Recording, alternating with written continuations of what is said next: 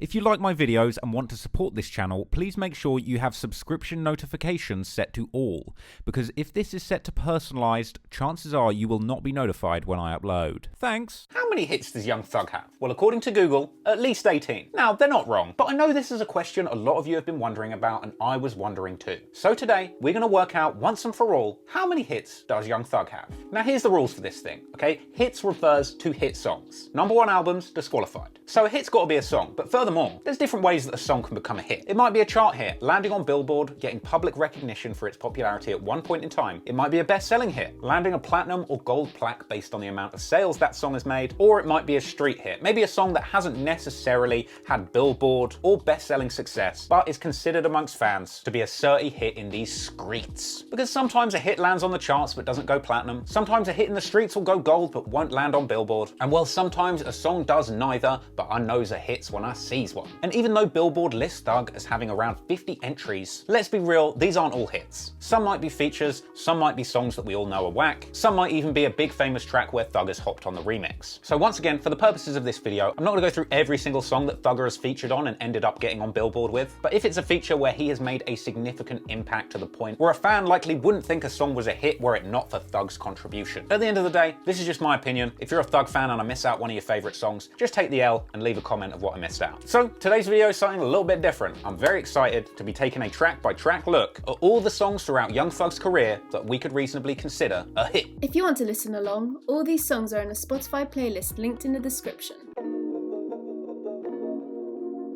First off, we've got Stoner, that classic infectious hit all about Young Thug being, yep, you guessed it, a big fat stoner. Though at least in this song, he comes across a little bit better than your run-of-the-mill lazy stoner with no prospects. No, Thug positions himself on Stoner as the more classy cannabis connoisseur. More backwards from the backseat of a Bentley than hot rocks in an Umbro tracksuit. Stoner was actually Thug's commercial debut single, the first hit of his career, and frankly the perfect foundation for the legend we knew he would become. Next up we have Hookah, and no, I ain't talking about your mum, I'm talking about the Arabic hookah pipes that have become a mainstay in hip-hop over the past few years, partly due to the success of this very song. Although this is a Young Thug feature on Tyga's song, this really isn't Tyga's song at all, because all anyone remembers about this song is Young Thug's classy and baffling pronunciation of the word hookah. Something like that, I don't know.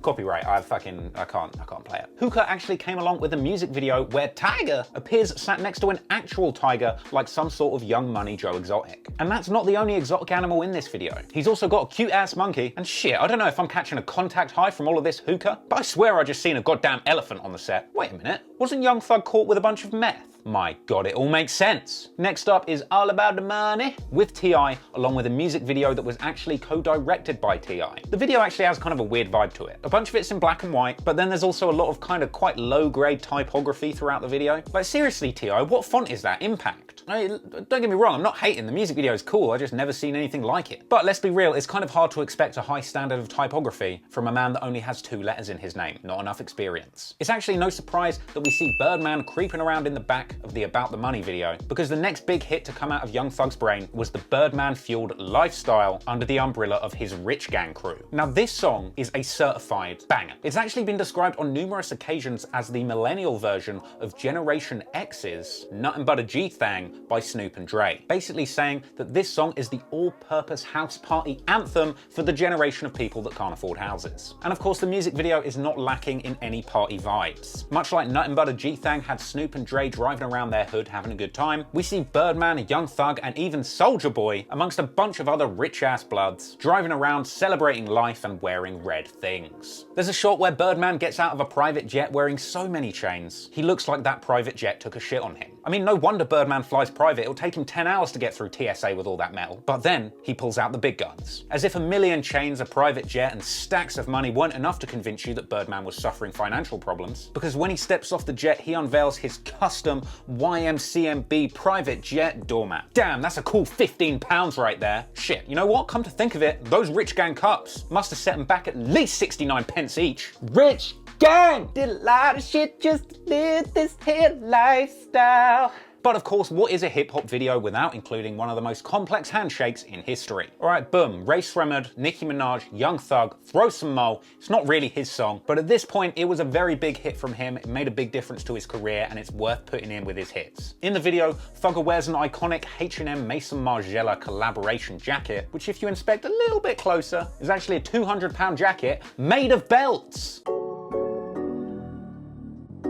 Now we move into 2015, and this one is a little bit of a stretch, but it's just one of my personal favourite Thug songs. Old English with Freddie Gibbs and ASAP Ferg came with a music video that was inspired by a Basquiat painting that was pretty lit, and I call this one more of a street hit. Didn't hit Billboard, didn't get any plaques, but god damn it, it makes my car shake. I got me a check, I got a check. Check is a certified street classic of Thugs. Despite only landing at a measly 100 on Billboard, it's a legendary Thugger song, and you can't deny that it's a cult classic sitting on YouTube with over 100 million views. A song apparently inspired by Young Thug's genuine excitement after receiving a $650,000 check. Of course, Birdman popped up in the video, I assume, to collect his 51% of said check. With that, yet another classic street hit, an album track from Thug's Barter 6. With that, didn't actually chart, but it did eventually end up going gold, owing to how much of a fan favourite this song truly was. With over 160 million views on YouTube, and a music video with all of the swag of somebody playing GoldenEye 007 on DK mode, this to me is a certified hit. Next up, I Know There's Gonna Be Good Times with Jamie XX. I'll admit this song was probably a much bigger hit over here in the UK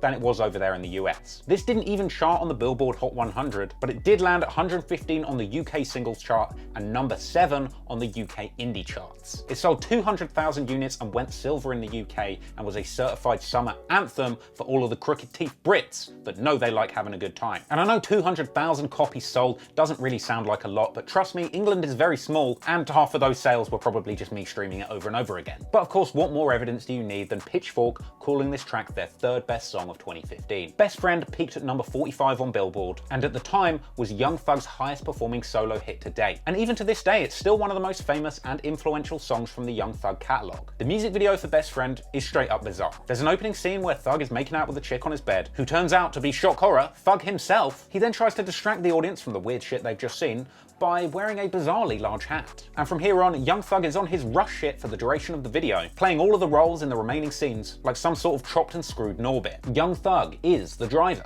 Young Thug is the passenger. Young Thug is the mechanic. Hell, Young Thug is even the meal. This video essentially proves one thing, and that's Young Thug's best friend is Young Thug. And finally, in this video, we see one of the most understated flexes I have ever seen. Thug is wearing a bust-down Apple Watch. Now that's what I call cyber flexing. Now, the song Pick Up the Phone is all about getting parred off by girls who don't want to answer your call. A feeling that a simp like me knows only too well. Fun fact, according to Travis Scott in an interview with Billboard, it was actually in this song that Quavo from the Migos ad-libbed the phrase, "Birds in the Trap sing Brian McKnight," a line that blew Travis Scott's little mind so much, he pinched it for his album title. And make you say, no limit. This is the masterpiece shouting out, Herpes D giving out, anthem from Usher, No Limit, featuring an iconic appearance from Young Thug, in my book, is a certified Thug hit. This hit number 32 on Billboard despite not going on to secure any plaques, which may suggest that this particular hit burned bright and fast for Usher and Young Thug. But at least it got a decent music video, taking place in an empty room, and filmed, I assume, just after Thug got back from shopping at an LGBTQ thrift store. Hercules! This one, Hercules, is a certified banger in the street. It never appeared on Billboard and didn't even get a music video, but it was such a cult classic amongst fans. It racked up over 30 million views on the YouTube audio only. And of course, with all of that support in these streets, that track would eventually end up bagging a gold plaque. Thug's street hit Goo Wop is a tribute to Big Goo Wop, aka Gucci Mane, who had just got out of jail at this point. The track Goo Wop should not be confused with the track Goo Wop Home, Gucci Mane's Get Out of Jail song that did feature Young Thug. Now, despite being a street hit, Goo Wop featured a very basic music video that seemed to depict Young Thug and his boys rolling dice in a men's room. Tell you what, last time I saw a man holding that much money in a men's room, I had a very hard decision to make. I actually remember the guy made the same gesture to me too. The track of course has features from Quavo and Offset, and a lot of the music video is of course dedicated to giving screen time to the respective Migos, and sometimes they even appear in focus. Of course, future up-and-comer and Lamborghini boy Lil Baby is skulking around in the background. Meek Mill is there, out of focus. Designer is there, also out of focus. Oh wait, got it in the end. Sorry, but this has got to be one of the most out of focus focus music videos at 80 million I have ever seen. I mean, watching this shit makes me feel like I've got cataracts. Is that Thug or someone else? It's too out of focus. Can somebody get this Vaseline off the lens? Someone on set got a dish rag or something? In fact, while you're there, you might want to give Thugger's glasses a wipe too. Also, for the record, I would like to question whose decision it was to film half of this music video in front of an R. Kelly plaque. But hey, I mean, weird flex, but okay. In fact, it's for that reason that I'm finna shoot my next music video in front of a bunch of Harvey Weinstein's old Oscars. Balling! Next up is Digits, aka what Thug puts in your butt during sex. Another sleeper hit from Slime Season 3. This didn't come with a music video, but still has racked up 60 million views on YouTube. A certified hit which also went platinum and landed at number 93 on Billboard, baby. Much like Digits, With Them was another sleeper hit on Young Thug's Slime Season 3. Despite not getting an out-of-focus video, this still landed at number 87 on Billboard and eventually went gold. Fun fact, this particular song premiered at Kanye West's Life of Pablo, the Yeezy Season 3 launch and listening party at a moment when Young Thug apparently asked for the aux lead. Hold up, Thug wanna play some new shit. Now we get to 2017 and it's another track that is essentially another Thug feature, but in my opinion significant enough to Thug's career to count as a certified hit. It's Sacrifices with Drake. 2 Chainz also spits a dope verse on there, and this is frankly a proper favourite of mine. And I know everyone seems to have this idea in their head just because I relentlessly hate on Drake for a joke, that I somehow don't like his excellent music. Well Drizzy, this song absolutely slaps. Young Thug's verse on this song is particularly good, and although no music video dropped for this, off the back of Drake's album dropping power alone, this was a standout track and it ended up going 36 on Billboard. Now we get to Relationship with Future, one of the very few standout tracks on the slightly confused but much beloved project Beautiful Thugger Girls. Future and Thug seem to rap comfortably over an early noughties R&B sounding type beat. Put that in combination with an early noughties inspired Girls Gone Wild lo-fi DVD type music video, and you got a recipe for a winner. This song actually charted at number 65 on Billboard, eventually going double platinum. Now you might have noticed that up until this point I have omitted several Young Thug features on other people's songs, even though they might have charted. My reasoning for that would be that Thugger didn't necessarily make a contribution good enough for me to consider it a hit in his catalogue. Havana is different. This suspiciously popular chart-bait garbage is unfortunately the biggest hit of Thugger's career. The music video starts off with a 2.5-minute cringe fest of bad acting, poor writing, and garbage filmmaking. But hey, what do I know, because it won Video of the Year at the 2018 VMAs. Where was Kanye when we actually needed him, eh? Now I personally would question why on earth Young Thug would decide to align himself with this kind of X-Factor groomed, Simon Cowell industry planted trash like Camila Cabello, but of course when you see the numbers it all makes sense. This was a #1 hit on the US Billboard, and it went #1 in the UK, Australia, Brazil, France and Mexico, essentially becoming Young Thug's first and only #1 chart topping hit. In fact, at a certain point in July 2018, Havana became the most streamed song on Spotify by a female artist ever. It was inexplicably nominated for Best Pop Solo Performance at the 61st Grammys, baffling when the track was originally not a solo performance. But apparently this is a complete finesse that they pulled off by entering the live performance version of the song into the 2018 awards category, effectively cheating Young Thug out of a potential Grammy nomination, which is funny because she'd apparently released this solo performance version of the song in 2018, landed a Grammy nomination, yet in spite of that, that version of the song is literally nowhere to be seen after a simple Spotify search. Thugger got finessed there, baby. But hey, Thugger wasn't just getting finessed, he was also doing a little bit of finessing. Because fun fact, apparently Gunna was offered this feature before Young Thug, apparently turning it down because he had no idea who Camila Cabello was. And according to Spotify, Thugger didn't even want to do the song with Camila himself either, originally opting to turn it down and only caving into pressure after his mum pushed him to. Hey, I had this song from Camila. I had this song in my email. My mom was every day like, yo, you're not gonna do the song Camila? I'm like, I kept listening to the song, I'm like, what is this, bro? I don't wanna switch over that fast like that. I wanna wait, take my time. I ended up just going and do the song. The song went #1. It's crazy. It's the beauty of it. Well, you know what? Shout out Young Thug's mum for landing him one of the biggest bags of his career, even if it was hot garbage. Thug's song Wyclef Jean caught a lot of attention, not just because of its incredibly poetic lyrics, but because Young Thug himself allegedly never turned up to the music video, which left the disgruntled music video directors at Pomp and Clout forced to come up with a genius way of still delivering a music video without our boy Thug. And they ingeniously came up with a way of pressing forward with their idea without including him at all, essentially using what little footage they had from the disastrous No Show music video to tell the story of Young Thug's unprofessionalism on that day. And off the back of this, that that video went viral. A genius finesse that was in a lot of ways a lot more poetic and smart than the original idea of just getting the $100,000 video budget and setting it on fire. That just goes to show you the star power of Young Thug. He doesn't even have to show up to the music video, he can waste 100 racks of Liar Cohen's money and still walk away with a platinum song, an A-grade viral music video, and slot 87 on the Billboard chart. Once again, Thug proves the power of the album track. His joint mixtape with Future, Super Slimey, featured this standout track with Offset, Patek Water, a love letter to the watch brand Patek Philippe that wasn't even a household name in hip-hop only a few years ago. In fact, until rappers in modern-day hip-hop started bragging about their bust-down Pateks, I just thought Patek Philippe's existed for the pure purpose of Tony Soprano being able to give bribes to his cronies. Holy shit. A Patek? Yeah, me and Ralph got lucky on a new real estate investment. Now, for some reason, over the past 5 years in hip-hop, apparently Rolexes, Hublots, and APs have become the stuff of peasants. Piece of junk, I don't even want to touch it, ugh.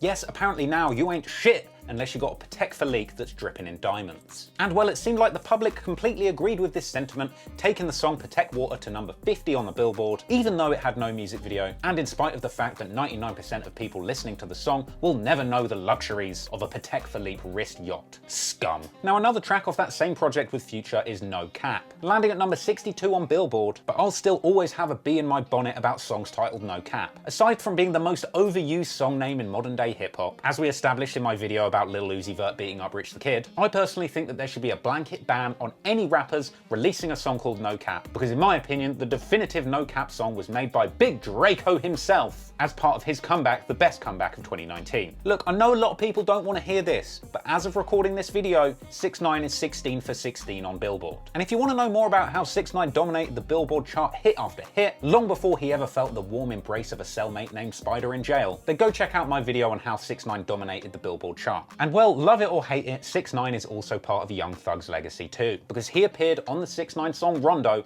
alongside Tory Lanez. Now, it's not entirely clear when this song came about, but we know that 6ix9ine was hanging out with Young Thug and Birdman around the same time that he was running around in Minnesota getting chased by those goons. 6 actually posted this picture with Thug and Birdman to Instagram, trolling everybody and saying that he was about to sign to Rich Gang for 15 M's. Hey, who'd have thought rats and snakes would get along after all? Here's a fun fact. At a certain point at the start of 2018, Young Thug actually made a vow of silence as an act of solidarity to his deaf-mute brother. It seemed like originally Thug's plan was to release no music for the year of 2018, but as we saw with hindsight, Young Thug still managed to bag a couple of hits in that year. And despite the vow of silence not really happening, it seemed like Young Thug's heart was firmly in the right place, because he made the effort to make sure that if he did drop any hits in 2018, he would do it in a way that his brother could understand. Which is why I personally think that it's pretty dope that after he hopped on to the track Anybody with Nicki Minaj, Thug made sure that there was a sign language version of the music video. In fact, the song and video is even dedicated to Young Thug's brother, as well as all of Thug's deaf fans, and this track actually ended up appearing on a 3-track project called Hear No Evil. And I know some keen-eyed haters might think that it's rather silly for Thug to make a vow of silence and then drop a project not long after, but after doing a little bit digging, it seems highly possible that Thug's decision to continue to release music may have actually come about after the National Deaf Association responded to Thug's original vow of silence, suggesting that Thug could actually be even more of an asset to the deaf community by continuing to make music that was accessible through sign language videos. And so listen, this song's not a huge hit in Thug's catalogue, but his vow of silence was a big deal for his career, and I think that this song and music video and the sentiment behind it should really be commended as an example of Young Thug trying to genuinely do a good thing through his music, a sentiment that has seemed to have been lost in a lot of media confusion. So salute Thug for that one. But let's be real, I am very thankful that Thug did end up breaking his vow of silence so that he could drop the stone cold classic Chanel Go Get It. This is a certified banger. It comes off of his Slime Language project, which he himself has described as a compilation. Slime Language obviously being wordplay on sign language, another clear artistic tribute to his deaf brother, further exemplified by cover art that's also a nod to sign language. Now, Chanel Go Get It is actually an excellent showcase of what would go on to become some of hip-hop's most dynamic talent in the modern day, as we saw amazing appearances from the future masters of mumbled verses, Gunna and Lil Baby. Hey, and keeping in the spirit of using the music video to showcase up-and-coming talent, there's even a cameo from 6ix9ine. However, unfortunately for Thugger, once again, the music video for this track also went south, after Young Thug's one-of-a-kind chocolate Lamborghini melted in the warmth of an Atlanta summer night. Hey, I hear the same thing used to happen to the Migos jewelry in 2012, eh? Fresh off the back of Chanel Go Get It, the London was yet another humongous hit for Young Thug's career. This track landed at number 12 on Billboard in the US and even charted in over 20 other countries. It went double platinum and fans were clearly overjoyed to hear Thug J. Cole, and Travis Scott hit the mic all together for such a smooth jam. The track's title itself, The London, is of course named after the famous high-end Hollywood hotel, which actually used to be called the Bel Age Hotel, the same hotel where Suge Knight shook down Vanilla Ice for $4 million in royalties, and also the spot where I filmed the tail end of my documentary about hip-hop in LA. Go check those out. Anywho, this smash hit, The London, was the perfect lead-in to Young Thug's 2019 hit album, So Much Fun. An album which itself is laden with so many hits, I'm gonna need a quick fire round just to get through them. Funnily enough, the track Hot was an even bigger hit for Thug than The London, squeezing in at number 11 on Billboard, surpassing The London by 1 slot. Hot also charted in over 10 other countries internationally, and while it originally just featured Gunna, fans were rejoicing after a verse by Travis Scott was added just in time for the music video. I assume somebody at 300 the label said, hey, I'm not sure we have enough incomprehensible auto-tune mumbling on this track. Let's get Travis in. And apparently Gunna's bars were so captivating during the recording of this song, Thugger himself actually fell asleep. Hey, it ain't personal, similar thing happens to me when I listen to Doja Cat. Anyway, elsewhere on the So Much Fun album, we got street hits galore. Thug's track Surf with Gunna went number 61 on Billboard, ironically 61 also being the number of boners that I got watching that video.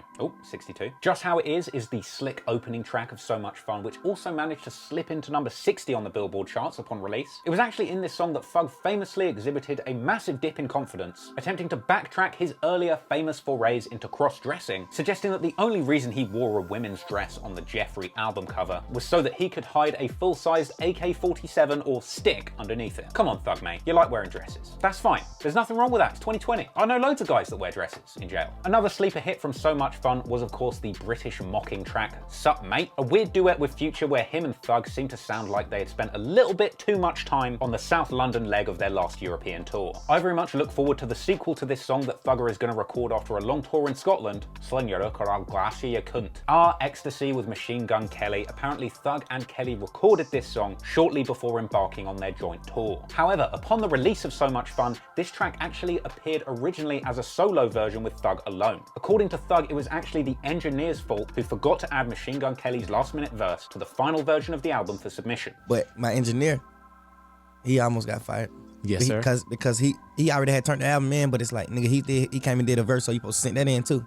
It just slipped his mind. He was just thinking like, oh damn, I already sent everything. And frankly, that engineer deserves a medal for keeping Kelly's whack bars away from the ears of unsuspecting Thug fans. But unfortunately, as we now know, Thug intervened to make sure that Kelly's terrible bars were included on the project. This came at the great disappointment of fans, some of whom even created a petition on change.org to have Kelly's terrible verse removed from the project. Unfortunately, this was unsuccessful. And another hit from Young Thug's So Much Fun album was of course Bad Bad Bad with Lil Baby. That hit number 32 on Billboard. In fact, while you're there, speaking of big ticket clout features on this album, of course fans gobbled up the track What's the Move, collaboration with everybody's favorite pint-sized sassy savage Lil Uzi Vert. This one landed Thug another Billboard entry at number 55, and the track even got itself a music video. Visuals that seemed to be dreamed up by A$AP Rocky's Org Creative Collective, and this thing had A$AP Rocky's acid-stained fingerprints all over it. I mean, the whole thing is full of trippy visuals that left me feeling like I'd taken a mystery pill from Young Thug's tour bus medicine cabinet. And Uzi Vert pops up in the video looking drippy as always, wearing a gilet that had so many pockets, it looked like Bart Simpson's utility belt. Of course, aside from his own humongous album drop, 2019 was Thugger's year for other reasons. He guested on Post Malone's runaway emotional hit Goodbyes. Something fishy actually came up during the course of my research for this track, because the song was a Billboard number 3 hit. It charted in more countries than I can even count, likely owing to Post Malone's freakish international star power. And whilst the track's got numerous plaque certifications from loads of international bodies, Australia, platinum, Belgium, gold, Brazil, diamond, Canada, triple platinum, Denmark, gold, France, gold, Italy, gold, New Zealand, platinum, Portugal, double platinum, UK, gold, USA, nothing. I checked the RIAA website that lists plaque certifications, nothing. Where are the plaques, Post? Where are the plaques? This is a mystery, and I'd wager somewhere along the way, Thugger and maybe even Post himself have been finessed out of a platinum plaque, because this one's a certified hit, and if anybody watching this knows Posty personally, tell him Trap Law said, where the plaque's at. You know what? I think 2020 is actually a good place to end this one. There's actually 3 songs that Thug has been featured on this year so far that you could definitely consider to be borderline hits. Go Crazy with Chris Brown, Give No F's with the Migos and Travis Scott, and most significantly Out West on Travis's Jack Boys project. And also, let's not forget the track No Debate with Nav, which is one of my favourite songs at the moment. That definitely deserves an honourable mention, and also consider the fact that it went 20 on Billboard the week that I am writing this. But in my humble opinion, we're only halfway through 2020, and it's frankly way too soon to determine whether any of these hits hits are truly long-term, career-impacting hits for Young Thug, or whether these are just hot joints that he jumped on that we're definitely not going to remember in a year's time. I don't know. But regardless, let's go back to the question that we asked right at the start of this video. How many hits does Young Thug have? Google said over 18, and they're technically right. I personally count around 34 up until 2020, but I know how you Thugger fans be. There's a bunch of big tracks that he's been involved in over the years that, hey, maybe you personally might consider a hit. Maybe the song meant a lot to you. Might be Heat Stroke with Calvin Harris, the Old Town Road remix with Lil Nas X, High End with Chris Brown, Sin with Jaden Smith, or Gang Up from the Fast and Furious soundtrack. Some of these are bangers, but in my eyes, they're not certified Thug hits that impact his career. You might disagree, and if you do, or if you think I've missed something, don't send goons to slime me out like Thug would. Jump in the comments, tell me what underrated Thug hits I've missed out, and we can have a discussion about it. If you like this How Many Hits format, hit me up at TrapLordRoss on IG. Let me know you liked it, and let me know what other artists you might want to see covered in this same way next. Thanks for watching, and until then, peace. Oh hey there Thugger fans, do you want to pick my next video idea? Well you can. Head on over to patreon.com/TrapLordRoss and go and comment on this post. I am taking your suggestions if you are a patron of my channel, because I want to make sure that my story selection perfectly reflects what it is you are looking for, my most dedicated supporters. I appreciate you. We've had some great suggestions so far. Mark Vader asked for the rise and fall of XXXTentacion. I like that idea. Harry Vagina suggested that we do the story of Aaliyah. I like that one too. And Ryan347 suggested that we do the story of the many guns of T.I.'s trunk. I love all of those suggestions, but I want to hear more from you before we get into July. So if you're already a patron of the channel, head on over there, patreon.com/TrapLordRoss, and let me know what suggestions you want to hear and like the ones that other people have suggested so I know which one you guys want the most. And if you're not a supporter on Patreon, I urge you to head on over there, patreon.com/TrapLordRoss, and go and support your boy. It means the world to me to have your support, and it ensures that in the long run I can always make time to do the story suggestions that you guys want, regardless of whether or not they're going to pop off in these streets. So with that said, I want to give a humongous shout out to my patrons. That's M. Clay, Jay Superior, Tammy Whittington, Alien Evasion, Abraham Perez, Chosen One, Dreezy Draco, Frank Forsiglia, Max Hathaway 2000, Trauma Hound, Duhwan Jones, Ban Johnson, Mark Vader, Jay, Senjagara, Ryder, Pamela Vigil, Brendan Wedlow, Chris, Sebastian Andres Laredo, Sean Anderson, Vampires for Hire, Roberto Rosas, Matthias Martin, Deshaun Campbell, Tuxedo Mask, Eric Prince Nice Amor, Eric Fredrickson, Jameson Felipe, Antonio Groza, Bash the Prince, Chris J, Claire Audion, DJ Fred 100, Griffin Fuller, Henry Bryant, Jaden Show, Jason Wyman, Javier Gonzalez, Jessica Simmons, Kizzlebor, Niraj Shukla, Otaku VS, Harry Vagina, and Penis Bag Mook Penis Face, Pyromancer, Vivi, Wilson Psychedelic, and of course all of the other names who you see on screen right now. Thank you so much for your support. You are the gang, and don't stop sending me those supportive Patreon messages. I love getting those and love replying to those. Thank you so much. Thank you for watching this video, and until next time, peace.